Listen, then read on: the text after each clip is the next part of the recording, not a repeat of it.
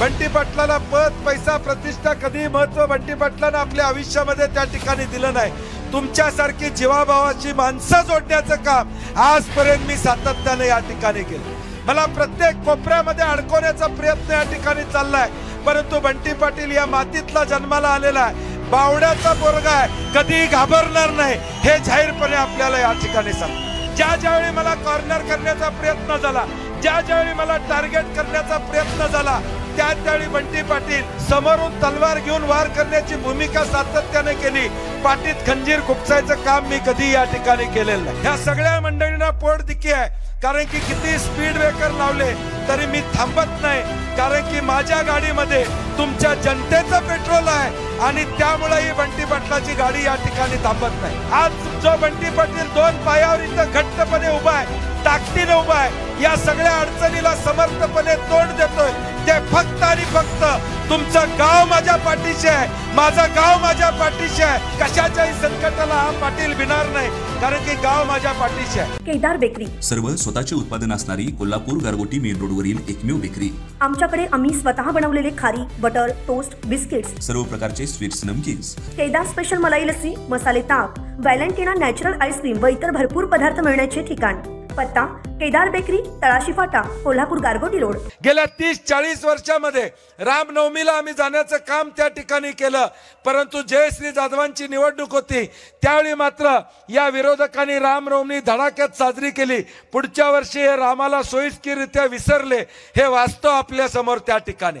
आणि म्हणून या सगळ्या गोष्टीचा परिणाम या गावावर होता कामा नये। हे गाव आपल्या एका विचाराचं आहे, हे गाव आपला अस्मिता जपणार आहे, हे गाव बंटी पाटलाचं, ऋतुराज पाटलाचं गाव आहे, हे दाखवून देण्याची जबाबदारी तुमची येणाऱ्या भविष्यकाळात असणार। कुठेही येणाऱ्या भविष्यकाळात कुठल्याही घटनेनं मला मान खाली घालायला लागता कामा नये।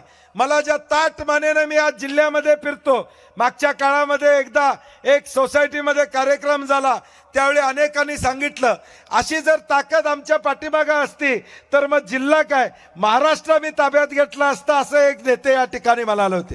खरं आहे, कारण की या गावानं जे प्रेम आणि आपुलकी मला दिलेले आहे हे आम्ही कधी विसरू शकत नाही।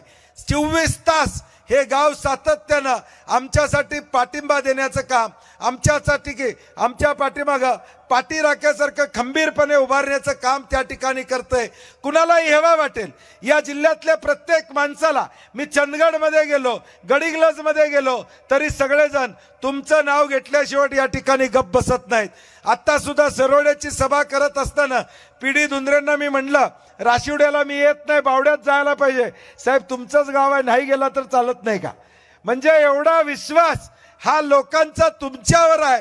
आता तुमची जबाबदारी आहे त्या विश्वासात सार्थक असं येणाऱ्या 7 तारखेला मतदान करणं, ही तुमची भविष्यकाळातली जबाबदारी प्रामुख्याने त्या ठिकाणी असणार आहे। कारण की ज्या विश्वासानं हा संपूर्ण जिल्हा बंटी पाटलाकडे बघतो, काय बंटी पाटलाला पद पैसा प्रतिष्ठा कधी महत्व बंटी पाटलांना आपल्या आयुष्यामध्ये त्या ठिकाणी दिलं नाही। तुमच्यासारखी जीवाभावाची माणसं जोडण्याचं काम आजपर्यंत मी सातत्याने या ठिकाणी केलं। आज जो काय बंटी पाटील जिवंत आहे, या संघर्षाच्या काळामध्ये अनेक संकट आली, अनेक गोष्टी आल्या, अनेक त्रास मला सुद्धा आता होत आहेत, मी त्याची वाच्यता करत नाही। मला सुद्धा आता या निवडणुकीमध्ये अनेकांनी कोंडीत पकडण्याचं काम केलं। गेल्या 15-20 दिवसामध्ये काय त्रास झाले ते मी तुम्हाला सांगणार नाही, हे मतदान होऊ दे, मग जाहीरपणे मी सांगतो काय त्रासातून मी या ठिकाणी चाललेला गेले 15-20 दिवस। मला प्रत्येक कोपऱ्यामध्ये अडकवण्याचा प्रयत्न या ठिकाणी चाललाय, परंतु बंटी पाटील या मातीतला जन्माला आलेला आहे, बावड्याचा पोरगा आहे, कधी घाबरणार नाही हे जाहीरपणे आपल्याला या ठिकाणी सांगतो। अनेक लोक आज वेगवेगळ्या माध्यमातून गेले 15 दिवस मला टार्गेट करण्याचा प्रयत्न सातत्याने या ठिकाणी होतोय, वेगवेगळ्या माध्यमातून या ठिकाणी होतोय।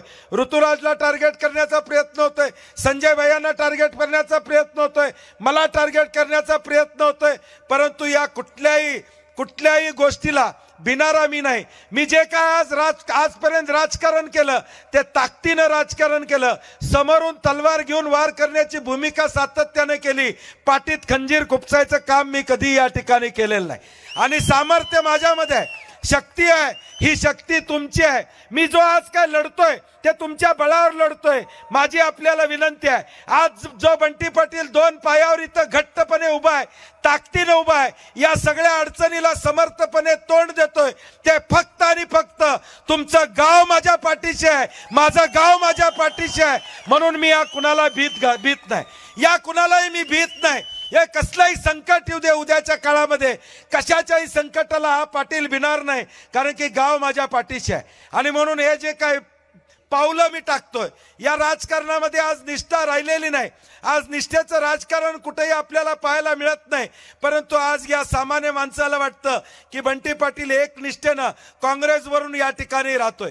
आज एखाद्या सिग्नलला मी उभारलो, दाभोळकर कॉर्नर असू दे, लक्ष्मीपुरी असू दे, शाहूपुरी असू दे, बाजूचा रिक्षावाला या ठिकाणी काच खाली करा म्हणतो आणि सांगतो घट्ट राहा, काळजी करू नकोस.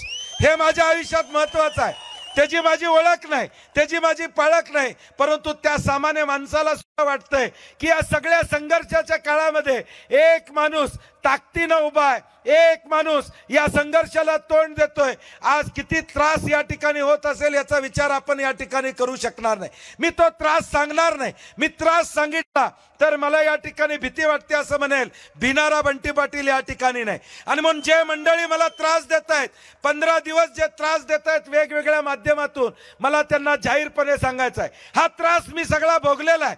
2004ला मी अपक्षपणे निवडणूक लढवली, जनतेच्या पाठिंब्यावर या ठिकाणी निवडून आलो. ज्यावेळी मला कॉर्नर करण्याचा प्रयत्न झाला, ज्यावेळी मला टार्गेट करण्याचा प्रयत्न झाला, त्यावेळी बंटी पाटील हा 100च्या स्पीडनं कामाला लागलेला आहे. हे जाहीरपणे मी आपल्याला या ठिकाणी सांगतो. ज्यावेळी मला अडचणीत आणण्याचा प्रयत्न झाला, त्यावेळी ताकदीनं मी या ठिकाणी पुढे आलो. मग DY पाटील कारखाना असू दे किंवा कुठलीही गोष्ट असू दे, सातत्यानं आज मी या सगळ्या गोष्टीमध्ये पुढाकार या ठिकाणी घेतोय. चंदगड पासून हे सगळी लोकसभेची मोठ बांधण्याचं काम या सगळ्या 6 तालुक्यामध्ये या ठिकाणी करतोय. हातकणंगल्यामध्ये ती मोठ बांधण्याचं काम करतोय. हे मी माझी ताकद आहे असं समजत नाही. आज जनतेचं प्रेम माझ्यावर आहे. मी जे काय सकाळी 7 वाजल्यापासून रात्री 12 वाजेपर्यंत तुमच्यासाठी काम करतोय, तुमच्यासाठी कुठलाही विचार मी या ठिकाणी करत नाही. दिवसाची रात्र आणि रात्रीचा दिवस या ठिकाणी मी राबतोय. हे माझा वैयक्तिक स्वार्थ नाही, तर या कोल्हापूर जिल्ह्याचा स्वाभिमान जपण्याचं काम मी सातत्यानं करतोय. या कोल्हापूर जिल्ह्याची अस्मिता जपण्याचं काम त्या ठिकाणी करतोय. माझी एकच इच्छा आहे, हा जिल्हा पुढे गेला पाहिजे, हे गाव पुढे गेला पाहिजे, इथले सगळे प्रश्न येणाऱ्या भविष्य काळात सुटले पाहिजेत. कुणीतरी दायित्व घेतलं पाहिजे आणि मी ते दायित्व सातत्यानं घेतोय. म्हणून या सगळ्या मंडळींना पोटदुखी आहे, ह्या सगळ्या मंडळींना पोटदुखी आहे. कारण की किती स्पीड ब्रेकर लावले तरी मी थांबत नाही, कारण की माझ्या गाडीमध्ये तुमच्या जनतेचं पेट्रोल आहे आणि त्यामुळे ही बंटी पाटलाची गाडी या ठिकाणी थांबत नाही. ही थांबत नाही, विकासाची गाडी आहे, सामान्य माणसांचे अश्रू पुसणारी ही माझी गाडी आहे. आणि म्हणून माझी विनंती आहे, बाबांनो, माझ्यावर अनेक संकट 15 दिवसात आलेले आहेत. मी ती संकट सांगून तुम्हाला या ठिकाणी विचलित करणार नाही.